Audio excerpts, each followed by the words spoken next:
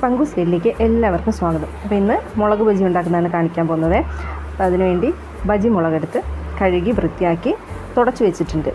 അപ്പോൾ ഇനി ഇതിനെ നമുക്ക് നീളത്തിൽ രണ്ടായിട്ട് കീറിയെടുക്കണം. ഇതുപോലെ കീറിയെടുത്താൽ മതി.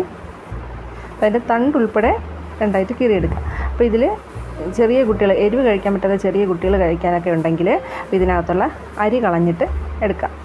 ഞാനിപ്പോൾ അരിയൊന്നും കളയുന്നില്ല, ഇങ്ങനെ എടുക്കുകയാണ്. അപ്പോൾ ബാക്കിയുള്ളത് കൂടി ഇതുപോലെ രണ്ടായിട്ട് കീറിയെടുക്കാം. ഇപ്പോൾ മുഴുവനും ഇതുപോലെ കീറിയെടുത്തിട്ടുണ്ട്. പിന്നെ ഇതിലേക്ക് വേണ്ടിയിട്ടുള്ള മാവ് തയ്യാറാക്കിയെടുക്കാം. ഇപ്പോൾ ഞാൻ എടുത്തിരിക്കുന്ന മെഷർമെൻറ്റ് കപ്പ് 1/2 കപ്പാണ്. അപ്പോൾ ഇതിന് 3 തവണയാണ് ഞാൻ ഇതിലോട്ട് ഇടുന്നത്. അപ്പോൾ 1 കപ്പിൻ്റെ മെഷർമെൻ്റ് ആണെങ്കിൽ 1.5 കപ്പാണ് കടലമാവ് എടുത്തിട്ടുള്ളത്. 1.5 കപ്പ് കടലമാവ് ഇതിലോട്ട് ഇട്ട് കൊടുത്തിട്ടുണ്ട്. ഇതിലേക്ക് 4 ടേബിൾ സ്പൂൺ പച്ചരിപ്പൊടി ചേർത്ത് കൊടുക്കാൻ. ഇടിയപ്പത്തിനും പത്തിരിക്കൊക്കെ എടുക്കുന്ന പൊടിയാണ്, വറുത്ത പൊടിയാണ് ഞാനിതിൽ ചേർത്ത് കൊടുക്കുന്നത്. 4 ടേബിൾ സ്പൂണാണ് ചേർത്ത് കൊടുക്കുന്നത്. ഞാൻ എടുത്തിട്ടുള്ളത് 8 മുളകാണ് എടുത്തിട്ടുള്ളത്. അപ്പോൾ അതിന് ഈ മാവ് കറക്റ്റാണ്. അപ്പോൾ ഇനി ഇതിലേക്ക് ആവശ്യമായ ഉപ്പ് ചേർത്ത് കൊടുക്കാം. മഞ്ഞൾപ്പൊടിയും ചേർത്ത് കൊടുക്കുന്നുണ്ട്. ഇപ്പോൾ എരിവിനാവശ്യമായ മുളക് പൊടി ചേർത്ത് കൊടുക്കാം. ഞാനിപ്പോൾ ഇവിടെ കാശ്മീരി ചില്ലിയാണ് ചേർത്ത് കൊടുത്തിട്ടുള്ളത്. എല്ലാം കുറച്ച് ചേർത്ത് കൊടുക്കുക, ആവശ്യമാണെങ്കിൽ പിന്നീട് ചേർത്ത് കൊടുക്കാവുന്നതാണ്. പിന്നെ ഇതിലേക്ക് കായപ്പൊടി ചേർത്ത് കൊടുക്കാം. അപ്പോൾ ഞാനിവിടെ 1 ടീസ്പൂൺ കായപ്പൊടിയാണ് ചേർത്ത് കൊടുക്കുന്നത്.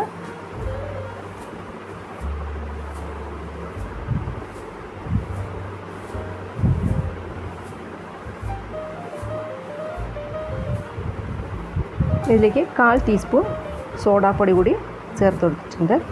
ഇനി ഇത് കുറച്ചായിട്ട് വെള്ളം ഒഴിച്ച് കട്ടകളൊന്നും ഇല്ലാതെ നന്നായിട്ട് മാവ് മിക്സ് ചെയ്തെടുക്കാം. വെള്ളം ഒരുമിച്ച് ഒഴിക്കരുത്, കുറച്ചായിട്ട് ഒഴിച്ച് വേണം മിക്സ് ചെയ്തെടുക്കാൻ. അപ്പോൾ എനിക്കിവിടെ 250 ml കപ്പിന് 1 കപ്പ് വെള്ളമാണ് ആവശ്യമായിട്ട് വന്നിട്ടുള്ളത്.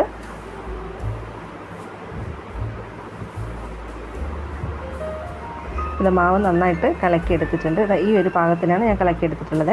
എരിവും ഉപ്പും കായപ്പൊടിയൊക്കെ പാകമാണോ നോക്കുക. എന്തെങ്കിലും ആവശ്യമാണെങ്കിൽ ഈ സമയത്ത് ചേർത്ത് കൊടുക്കാം. പിന്നെ നമുക്കിതൊന്ന് വറുത്തെടുക്കാം. അതിന് വേണ്ടിയിട്ട് ഒരു ചട്ടിയിലേക്ക് എണ്ണ ഒഴിച്ച് കൊടുത്തിട്ടുണ്ട്. എണ്ണ നന്നായിട്ട് ചൂടായതിന് ശേഷം മാത്രമേ മുളക് മാവിൽ മുക്കി ഇതിലേക്ക് ഇട്ട് കൊടുക്കാൻ പാടുള്ളൂ. എണ്ണ നന്നായിട്ട് ചൂടായി വന്നിട്ടുണ്ട്. ഇനി ഓരോ മുളകായിട്ട് ഇതുപോലെ മാവിൽ മുക്കി എണ്ണയിലേക്ക് ഇട്ട് കൊടുക്കാം.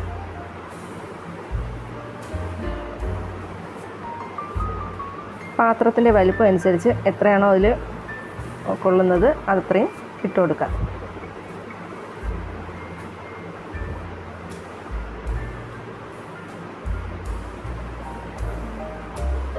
ഒരു സൈഡ് മൂത്ത് വരുമ്പോഴത്തേക്ക് മറിച്ചിട്ട് കൊടുക്കാം.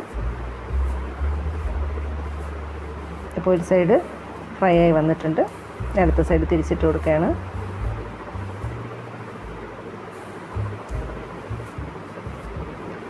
ഇപ്പോൾ ഇത് ഫ്രൈ ആയി കിട്ടിയിട്ടുണ്ട്. ഇത് കോരിയെടുക്കാം.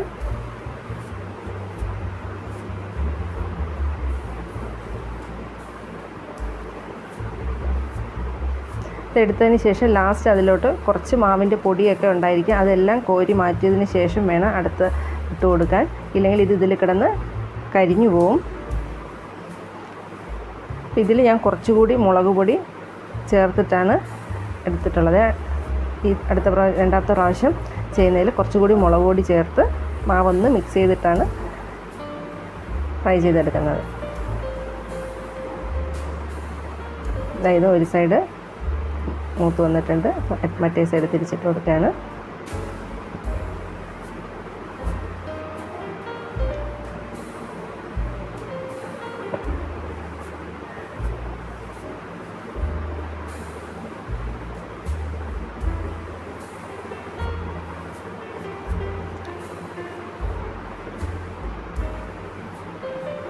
ഇതും ഫ്രൈ ആയി വന്നിട്ടുണ്ട്.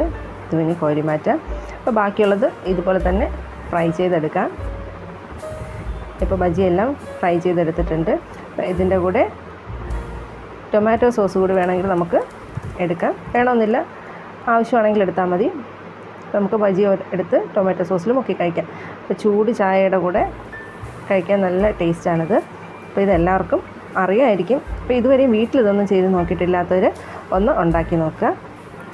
അപ്പോൾ വീഡിയോ ഇഷ്ടമായെങ്കിൽ ചാനൽ ഒന്ന് സബ്സ്ക്രൈബ് ചെയ്യാനും വീഡിയോ ലൈക്ക് ചെയ്യാനും ഷെയർ ചെയ്യാനും കമൻറ്റ് ചെയ്യാനും മറക്കട്ടെ. അടുത്ത നല്ലൊരു വീഡിയോ വരുന്നത്